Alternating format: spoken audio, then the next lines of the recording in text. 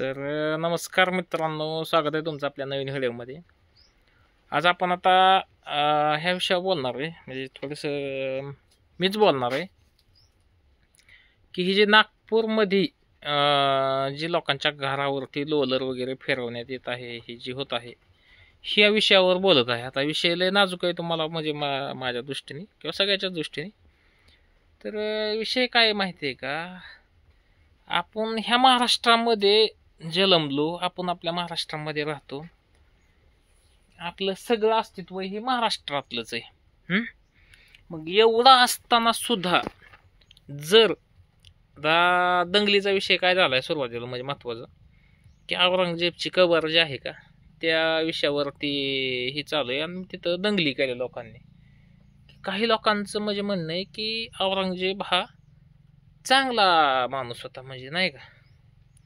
आणि आपल्याला तर माहिती आहे, आपण सगळा इतिहास बघितलेला आहे, पहिल्यापासून बघितलेला इतिहास. औरंगजेब किती क्रूर होता. म्हणजे थोडक्यात ज्या गावातनं ती चालला त्या गावातली 70% लोक ती मारत होता, अशा लेवलचा माणूस होता. तुम्ही नीट जर इतिहास बघितलं किंवा आपण आपण सगळ्यांनी छावा पिक्चर बघितला, त्याच्यामध्ये जे दावलेलं आहे ना, अत्यंत ती इतिहासातली पानं चालून केलेला पिक्चर आहे. ती काय असा नुसता मोगम बनवलेला पिक्चर नाही की बाबा चला एक स्टोरी टाईप बनवूया. स्टोरी नाही, ती सत्यता आहे. मग आता ही सत्यता एवढी आपल्या समोर आहे, तरी बी इथल्या महाराष्ट्रातल्या लोकांना त्याचा पुलका का, आणि दंगली महाराष्ट्रात घडवणं ही किती नीच प्रवृत्तीचं वर्तन म्हणावं लागेल. आता हे लक्षात घ्या तुम्ही, सगळ्यात महत्वाचं किती नीच, म्हणजे माणसाची किती विचारशक्ती किती नीच, की यार इतक्या, तुम्हाला सरळ सरळ सांगायचं म्हणलं तर मित्रांनो, इतक्या खालच्या लेवलच्या विचाराची माणसं महाराष्ट्रात आहे ती. आणि वर्ण महत्वाचं, तुम्ही यायचा शासनाची प्रॉपर्टी हे करायचा, म्हणजे देवाभावानी केलेलं एकदम. मुळातच मी कट्टर भाजपचा माणूस आहे. तुम्ही काय मला शिव्या जर दिल्या ना भाजपचा, ही ती येऊन काय भाई बोलणारी आहे ती मला माहिती. मी जन्मल्यापासून माझ्या आयुष्यात भाजप सोडून दुसऱ्याला मतदान केलेलं नाही मी, आणि करणार बी नाही. जो आपल्यासाठी करतो बाकीचं काय करणं नाही झालं, उठून आपल्याला नाही करणं झालं, तर जे करतात त्यांना सपोर्ट करणं ही सगळ्यात महत्वाचं आपलं काम आहे. मग फडणवीस साहेबांनी जो कायदा काढला की जर दंगल केली तर त्यांचं घरदार विकून दंगलीचा नुकसान भरपाई वसूल केली पाहिजे, ह्या गोष्टीला इतका महत्वाची गोष्ट ही की ह्यांना दगड हाणताना 1,00,000 वेळा विचार करावा लागेल हितनं पुढं. आता झालेल्या दंगली झाल्या, पण हितनं पुढं होणाऱ्या दंगली येत्या का, ह्याच्यावर ती ज्यावेळेस पत्थरबाज दगड जी हाणणार येते का, ती 1,00,000 वेळा विचार करते नाही की आता महाराष्ट्रात कांच्या का एसटीवर लाल, म्हणजे आपल्या एसटीवर दगड हाणायची का, एसट्या फोडायच्या का, एसटी स्टँड फोडायची का, पोलिसांवर हल्ला करायचा का. म्हणजे ह्या गोष्टींवर विचार होईल. आणि आपल्या गृहमंत्र्यांनी घेतलेला निर्णय ना एकदम अत्यंत सगळ्यात म्हणजे महत्वाचा निर्णय तो.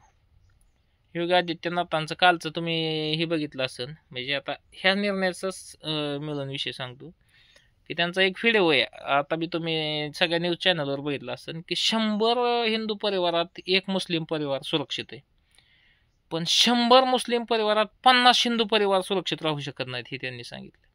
किंवा त्यांनी बांगलादेश, अफगाणिस्तान, पाकिस्तान ह्यांचा अभ्यास करून ही विषय सांगितला.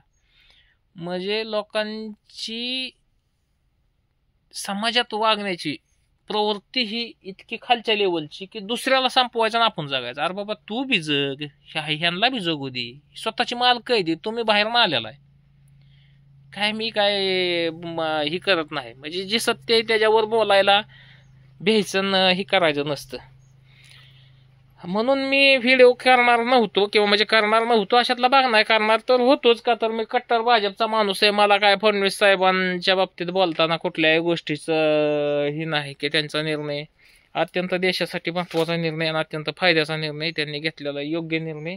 आणि जो दंगलखोर आहे, जो दंगली करतो, त्याची प्रॉपर्टी विकून त्याच्या घरावरती बुलडोजर चलवून त्याचा निलाव करून ती सरकारमध्ये जमा करून घेणं हीच योग्यता आहे.